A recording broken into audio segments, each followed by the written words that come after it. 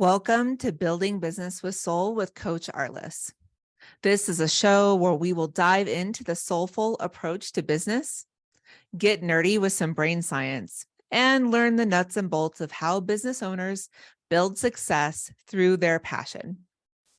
Let's take a moment and get centered with one round of box breathing, where we will breathe in for a count of 4, hold for a count of 4, and then breathe out for a count of 4. This will allow us to get focused and get ready to learn today. Let's begin. Breathing in for 1, 2, 3, 4. Hold for 1, 2, 3, and 4. And breathing out for 1, 2, 3, and 4. Fantastic.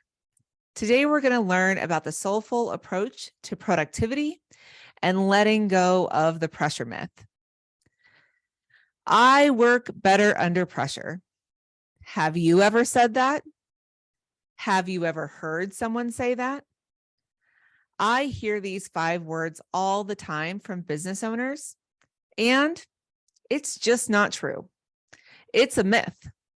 And yet, so many people subscribe to this myth, and they pile on the pressure, thinking that they will achieve greater and greater success and productivity in their life when they actually end up overwhelmed and overworked.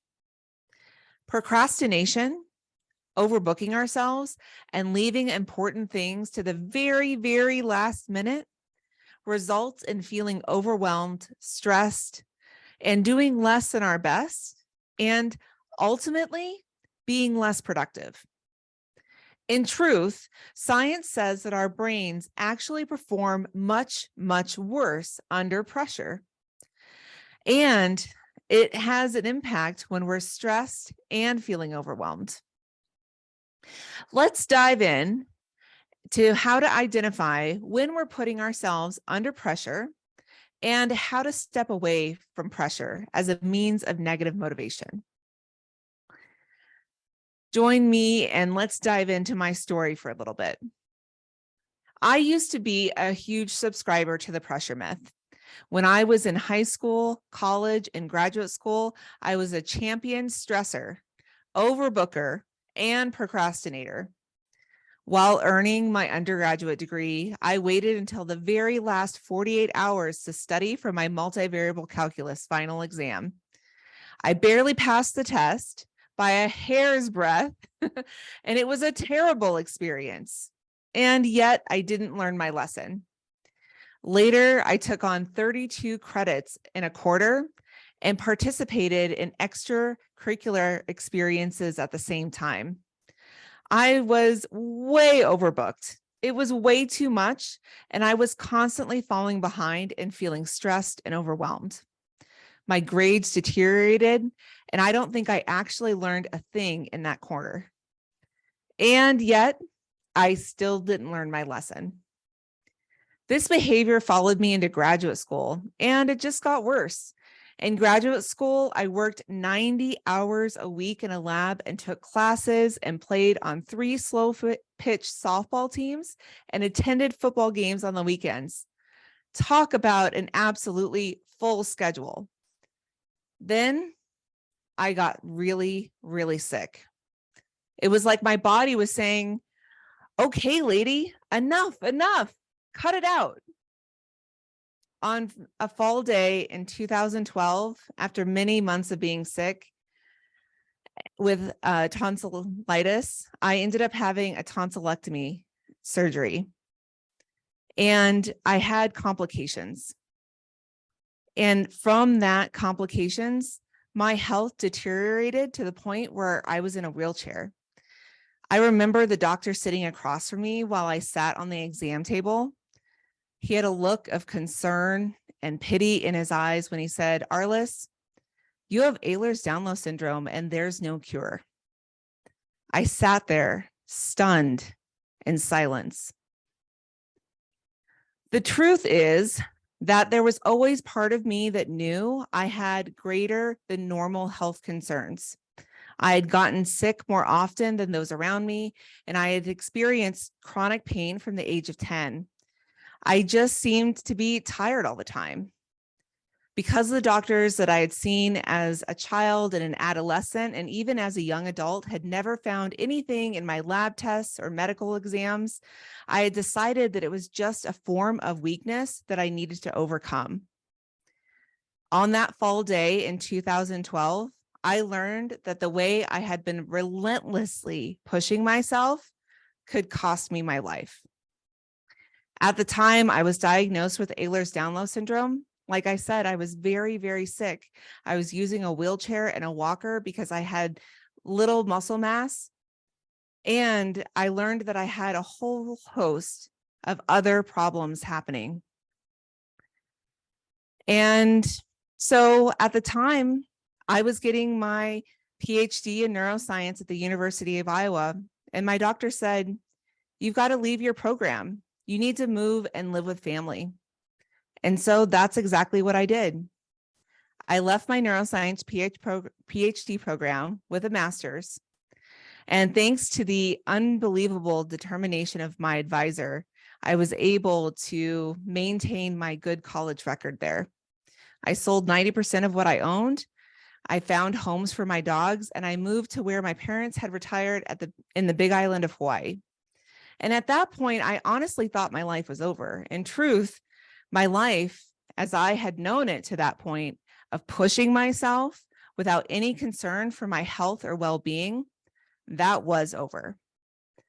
I am overwhelmingly grateful that that is true today.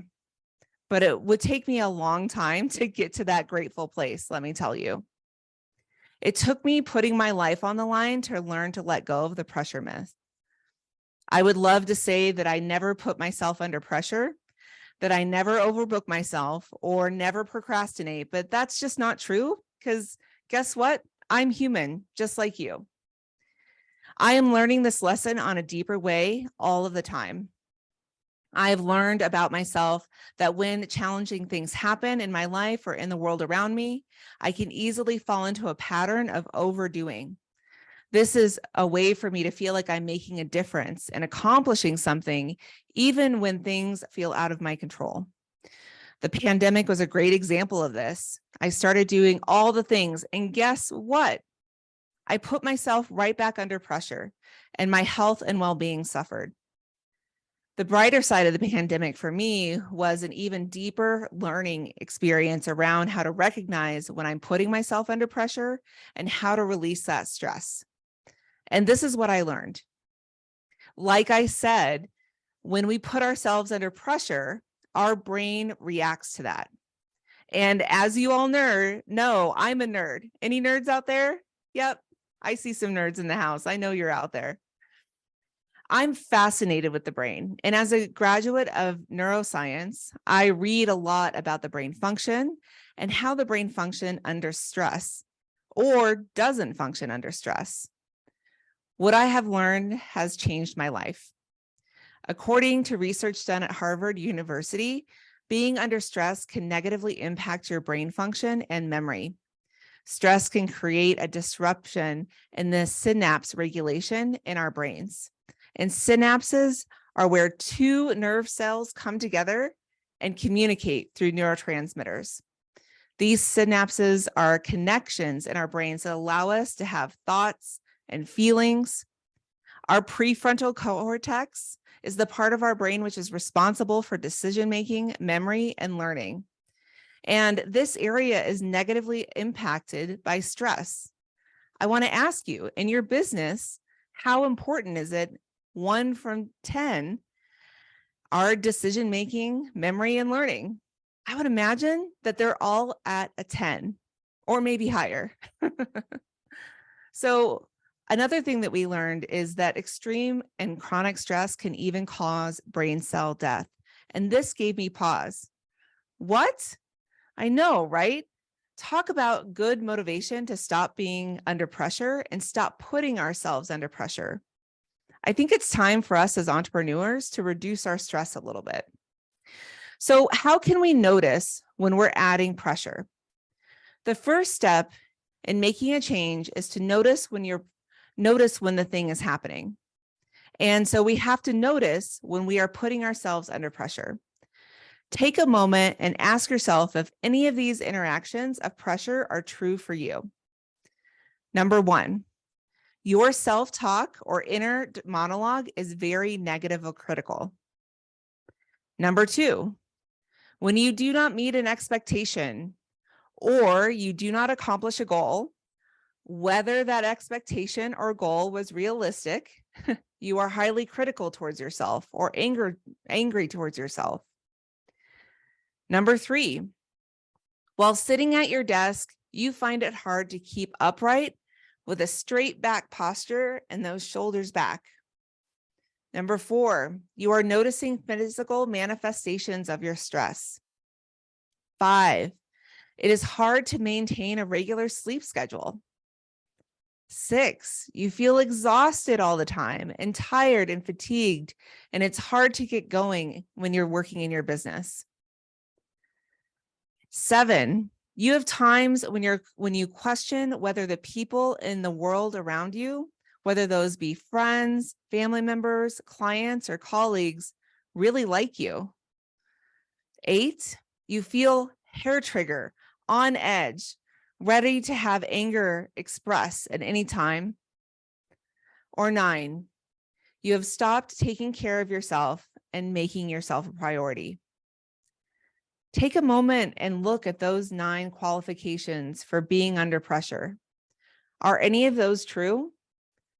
I know for me, when I'm really under pressure and I'm loading the pressure on myself and I'm falling farther and farther behind because of that pressure that I've put on myself, I start to wonder if the people around me really like me.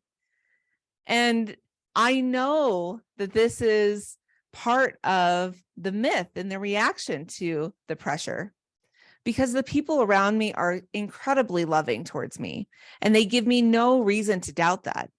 It's just that I've put myself under so much pressure. My brain is creating those false images for me.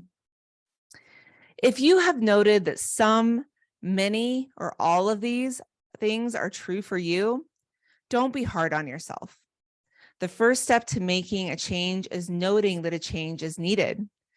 Try being gentle with yourself and showing understanding and self-compassion to yourself. You're not alone. I'm one of the people that has put myself under pressure too. We're in this together. And it's not too late. You can make a change today that can impact the way you work in your business and the way you show up in your life. Let's dive into what it looks like when our brains are in a place of reduced stress. I like to call this your brain on calm. According to a study in the journal Nature, we learn better and we have better memory when our brain is in a relaxed state. Oh, isn't that great news?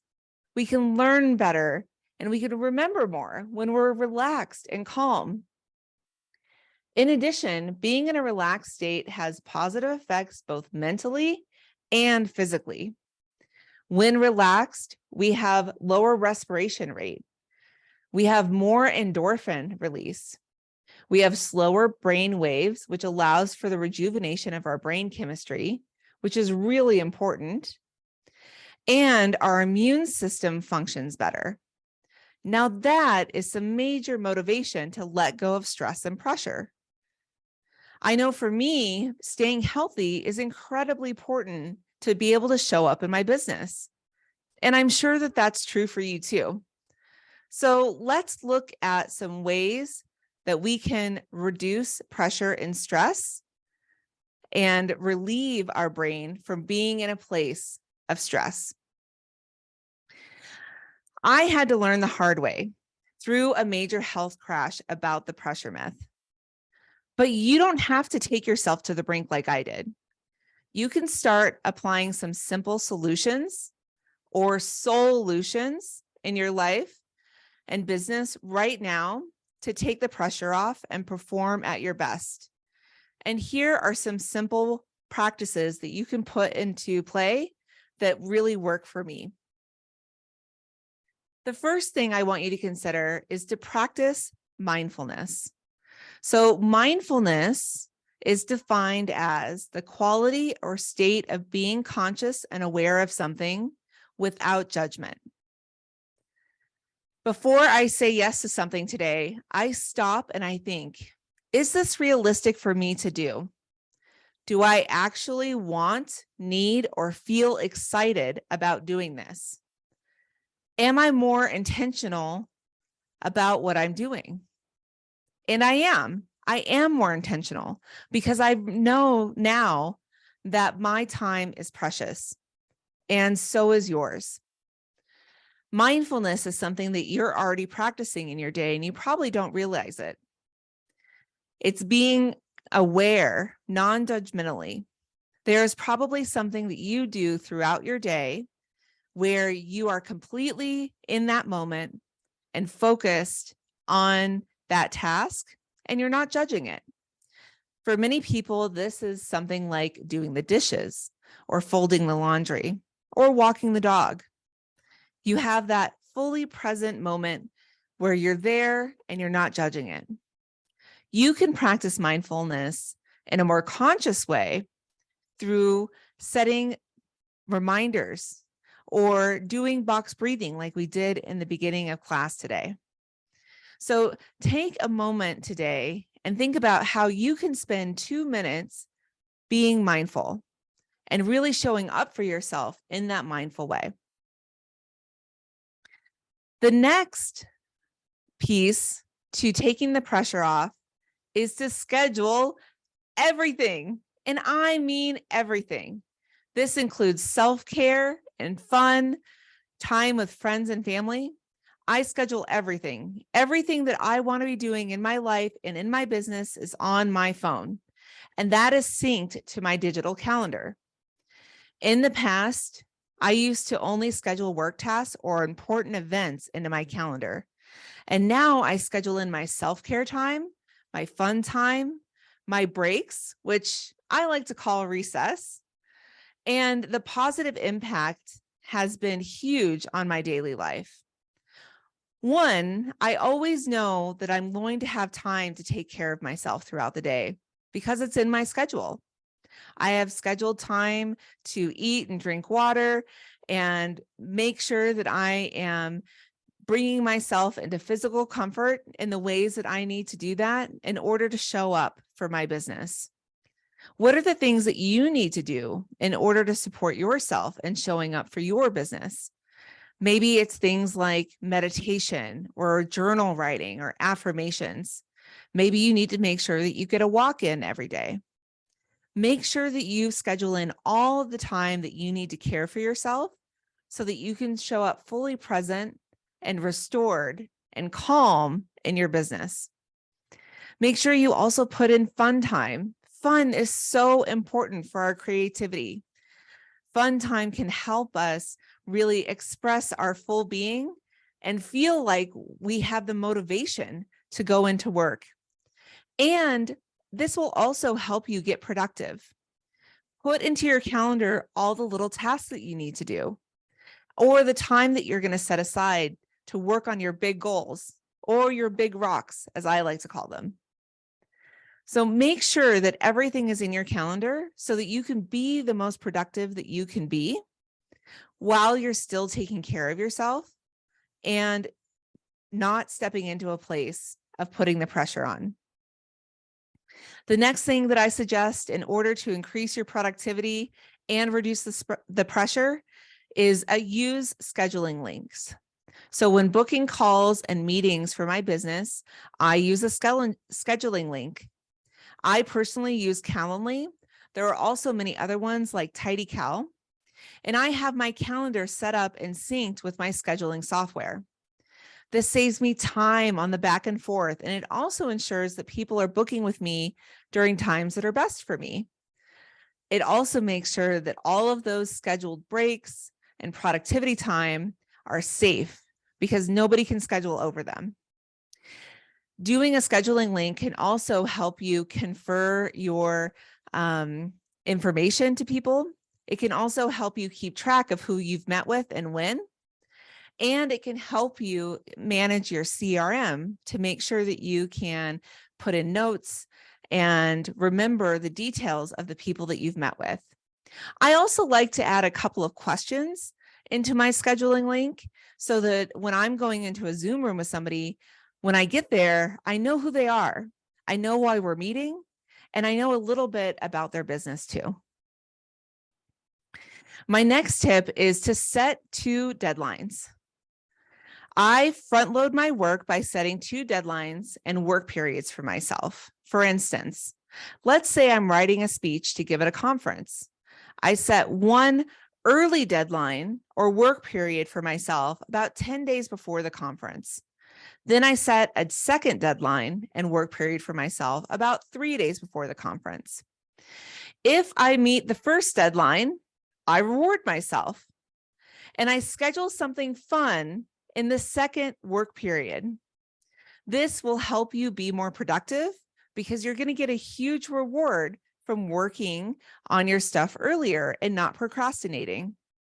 It will also give you the experience of having a little bit more fun in your day because that work period of time that you had for the second work period becomes fun time. And maybe you'll do something fun, like go and have a coffee chat with a colleague or do some art in the middle of your workday. And this can really inspire creativity, and it actually makes us more productive.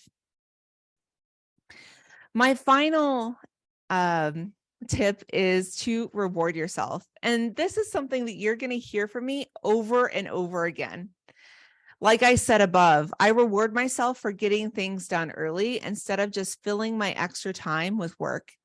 I reward myself every time I complete a goal, and rewarding ourselves is scientifically linked to better performance, higher productivity, and greater motivation. So one of the ways that I like to reward myself is by choosing off my joy list. A joy list is a list of all the things that I enjoy doing. They can be small things like having a beautiful cup of tea and looking out my window, or it could be something bigger like going to the ocean with my husband. What do you want to put on your joy list? If you take anything away from today's show, I want you to make a joy list today, because this can be used in so many different ways to help yourself become more motivated, be able to achieve your goals with higher success, and be more productive. Now, I mentioned motivation, and you might be asking yourself, well, one of the ways that I motivate myself is by putting myself under pressure and using that pressure to get me to get the stuff done that I don't want to do or I feel nervous about doing. And I'm here to tell you that that pressure really isn't helping you. We have learned that pressure is actually an extremely poor motivator, and it negatively impacts us in many, many ways. So how do we motivate ourselves without the use of pressure? We do this through the use of true confidence, resiliency, and knowing our capacity. Grow your confidence by celebrating your wins, noting your accomplishments, and monitoring your progress along the way towards your goals, and making your action steps within your core values. Your business is going to be a journey. Not everything is going to happen right now, even if we are the most impatient people. Things are going to take time. They're going to evolve over time. And you might have some really big goals, those big rock goals that you want to achieve. In order to stay motivated to get to the place of achieving those big rock goals, you need to honor your progress all along the way. Be able to note the progress along the way and celebrate it. You can celebrate it by setting what your celebration is going to be as you achieve those little goals towards your rock goal, or by choosing off that joy list that I know you're going to make. One of the ways to increase your resiliency is by practicing self-compassion. You can also build strong and positive relationships with others and this will help your resiliency too. The final way to increase your resiliency is for asking for help when needed. Yeah, ask for help. Ask for help from your referral partners or your colleagues. Ask for help from your friends or your family. When you ask for help, not only are you showing yourself true self-compassion, you are also modeling to others that asking for help is completely normal. Know your capacity by being realistic about your time and your energy. Try not to do more than 2/3 of what you are capable of. That way, you have reserves for when 100% is needed. In our business, there are times when 100% is needed, and we need to be able to give that 100% and not feel diminished by it. And we can do this by only giving 2/3 of what we're capable of throughout our normal business day. Try new things and have a growth mindset. Be willing to look outside the box and be willing to be a lifelong learner.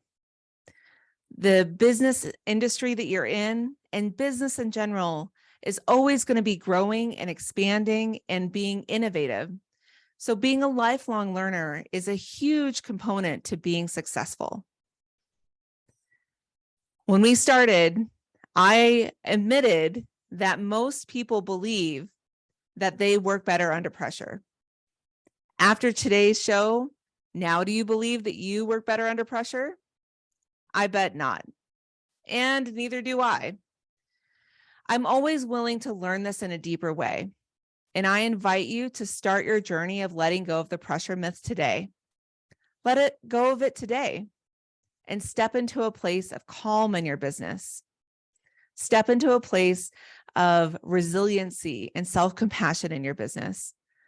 Because when you do that, you will be your most productive and successful self. Let's take a moment today to recognize one thing you appreciate about yourself. This is an important part of rewarding yourself and recognizing yourself for all that you've accomplished in your business. Maybe you appreciate your tenacity or your sense of humor. Maybe it's your creativity. Whatever it is, take a moment today to recognize that. Thank you for joining me, Coach Arliss, on Building Business with Soul. If you would like to learn more about me and how I support entrepreneurs, please check out my website, soulutions.com. That's SOULLUTIONS.com. Join me next week when we dive into ways to build our resiliency through self-compassion.